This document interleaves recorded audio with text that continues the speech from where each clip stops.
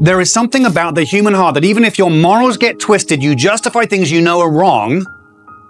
When you hear the truth, when you hear God's moral truths and moral values preached to you, laid on your heart, there is something that resonates with you. You say, I know it's true.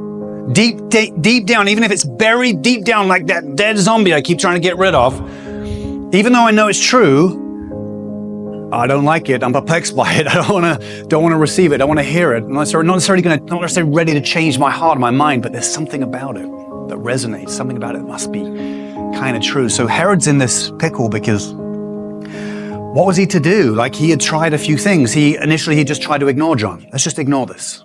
Well, that didn't work. Then it was a half measure. It was, okay, we'll throw John in prison. We'll silence his voice that way. Okay, we'll try that. That didn't work.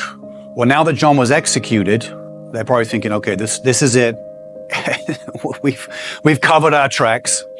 It sounds like political stuff hasn't changed much, you know. Politicians trying to cover their tracks, doing more and more excessive, crazy things to trying to cover their past up in different ways, trying to manage their reputation in different ways.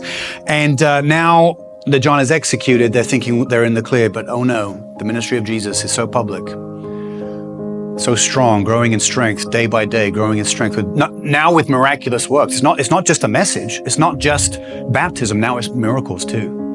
It seems like it's come back with more power because sin sticks. You can't just cover up your sin or forget your sin or ignore your sin. It sticks to you and it keeps coming back to you. And so Herod is wavering, morally wavering here.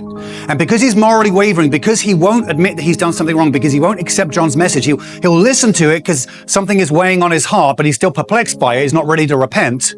Because he's being morally ambiguous, what happens is he is now forced into a decision that he doesn't want to make and that he ultimately regrets, and in the end leads to his complete downfall.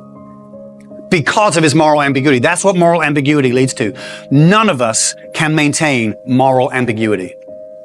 If we try to maintain moral ambiguity, sin has a habit of popping up. It's like a whack-a-mole situation. It's like, you're like, oh, got rid of it there. Boom, comes back here. Oh, whack it there. Keeps coming back. Keeps coming back. And what we do is if we blur the lines, if we justify sin, if we say, well, no, the Bible doesn't really mean that. Oh, this thing's different. Oh, it's okay. God bless me. Oh, God told me I could do this thing. If we blur the lines and do this, what happens is we end up living with a divided heart, with a guilty conscience, with a ticking time bomb inside that will explode at some point. It will explode because sin sticks. You cannot erase it by yourself. When you like and subscribe, this video reaches more people.